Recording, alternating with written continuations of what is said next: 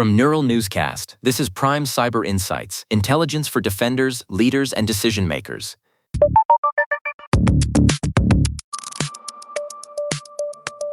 It is July 28th, 2026.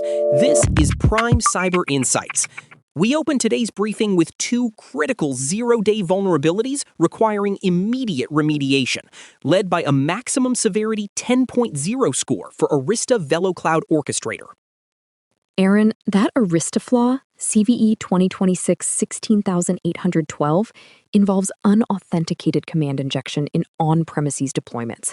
CISA has already added it to the known exploited vulnerabilities catalog. It allows remote attackers to access privileged internal functionality without credentials, potentially compromising every managed edge device in the network. Compounding that risk, we are tracking 2026 Cape Verde Escudo 16,723.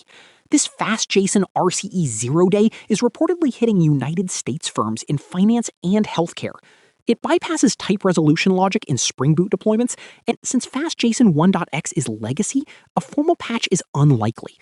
Lauren, we're seeing a clear trend of legacy library debt turning into live fire. Absolutely, Oren. But the most significant shift this week involves execution methods. Researchers at Hunt.io recently detailed an espionage operation against the Thai Ministry of Finance using an autonomous AI agent called Hermes in YOLO mode. The agent performed system enumeration and network reconnaissance without requiring human approval for each step. That automation speed is precisely what Kaspersky highlights in their new report on Mirage Kitten, also known as Smoke Sandstorm. They've identified a new malware set including the Night Ledger backdoor and a WebSocket tunneler called Bridgehead. They are targeting aerospace and telecommunications in the Middle East and Africa with highly tailored spear phishing. Mirage Kitten's use of WebSocket tunneling is a sophisticated method for masking C2 traffic within standard HTTPS channels. Interestingly, as these actors evolve, so does the taxonomy. Google has officially diverged from naming conventions used by Microsoft and CrowdStrike, introducing a two-word schema using terms like castle for China and relic for Russia. The taxonomy split is frustrating for practitioners, Lauren, but let's pivot to the confused deputy flaws you have been tracking.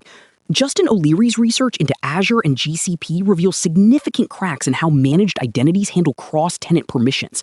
These aren't just bugs, they are fundamental logic failures in cloud authorization verification. Exactly, Aaron. In GCP, the config connector can be manipulated into granting administrative roles because it fails to properly verify the original user's identity against IAM. It is an invisible attack vector.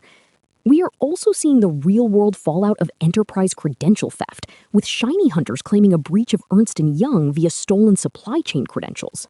EY confirmed that tax-related documents were exfiltrated from a third-party support ticket system. Shiny Hunters is threatening a data release if demands aren't met by July 31st Saint. It is a stark reminder that security is only as strong as the least secure service provider in the chain. Between 10.0 zero days and autonomous AI agents, the defensive window is shrinking. Organizations must prioritize identity trust boundaries and rotate credentials immediately if they rely on these third-party integrations. Stay sharp. For more technical deep dives, visit pci.neuralnewscast.com. This briefing is for informational purposes only. Consult with your security teams for specific implementation. Neural Newscast is AI-assisted, human-reviewed. View our AI transparency policy at neuralnewscast.com. We will see you in the briefing room tomorrow.